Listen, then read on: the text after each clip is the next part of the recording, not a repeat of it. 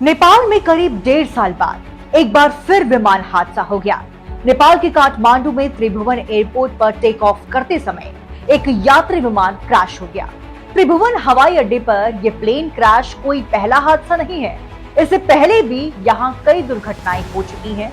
Media reports में कहा गया है कि साल 2010 से अब तक यहाँ करीब 12 प्लेन हादसे हो चुके हैं। हादसे की तस्वीरें सोशल मीडिया पर वायरल हो रही है, जिसमें आग की ऊंची ऊंची लिपटें दिखाई दे रही है और धुआं कई किलोमीटर से साफ देखा जा सकता है।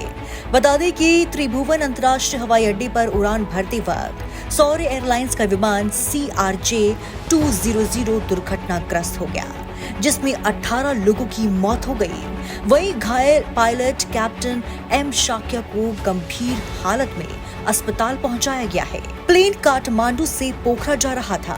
पोखरा जाने के लिए विमान में 19 लोग सवार थे। क्रैश होने के बाद विमान में भयंकर आग लग गई। इसकी लपटें देखकर लोग दौड़ पड़े। बता दें कि प्लेन ने सुबह करीब 11 बजे त्रिभुवन एयरपोर्ट से उड़ान भरी। इसके कुछ ही देर के अंदर ये क्रैश हो गया। 9N MME प्लेन सौर्य एयरलाइंस का था।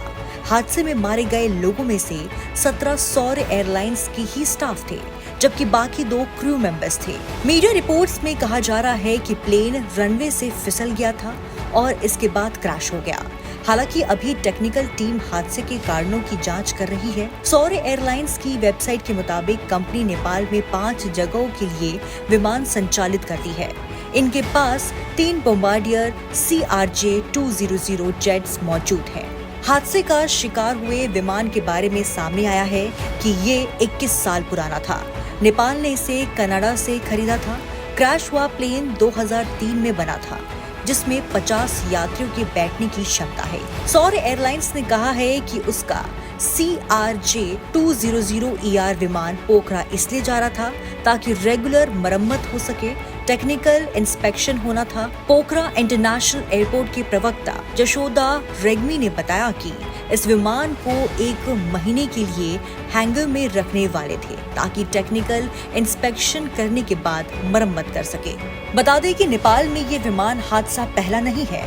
इससे पहले 2023 जनवरी में भी एक विमान क्रैश हुआ था, जिसमें 68 लोगों की मौत हो गई थी। इस हादसे में यति एयरलाइंस का प्लेन काठमांडू से 205 किमी दूर पोखरा में ही क्रैश हुआ था।